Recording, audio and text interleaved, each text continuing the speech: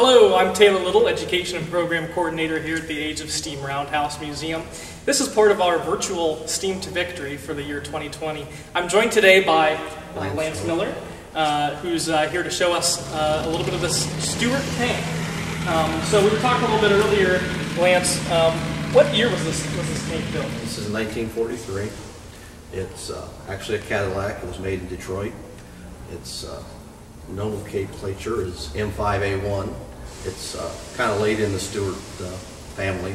They made an M3, M3A1 before that, and they switched to an M5 and M5A1 like this one here. And these were deployed in the European theater? They were used in the early part of the war. They were used quite a bit in Italy. Once they got to Germany, they were more used to the recon role because obviously the German tanks had much bigger guns than what we got here. Yes. And the armor was only so thick on this. And what are the arms on this tank? We have a 37mm main gun. You have 3 30 caliber machine guns. This one here is a coaxial gun that moves with the turret. The gunner can turn the turret around and fire that gun with solenoid. The front armor is 1 1/8 inches. The floor on this is only 1/2 inch thick. Wow. What goes into driving a tank like this? This tank tank out in the field here, so. This tank is pretty easy to drive. There's 2 engines in it, 2 flathead Cadillac V8s, and there are a couple of automatic transmissions that come forward to a final drive up here.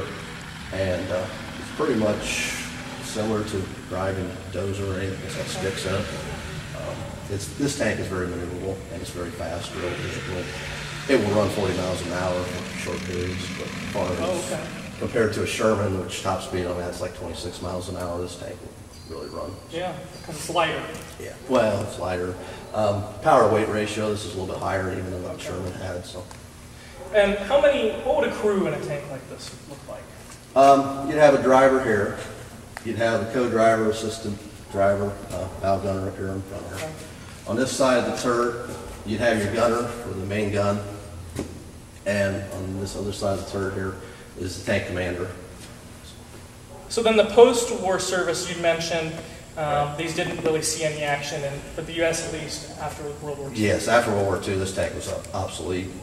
They did use some in Japan when we was working on our way to Japan. The Marines had not an M5, but they had M3s, M3A1s. But the Army also used M5s in the island campaigns per se. After the war, this tank never saw any combat. This one here was excess per se.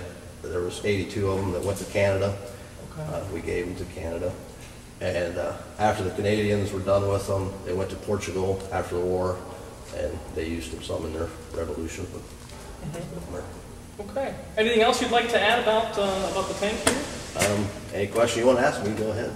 That's all I've got for you. All right. Well, we appreciate you being out and sharing this with us. Thanks so much. All right, thank you.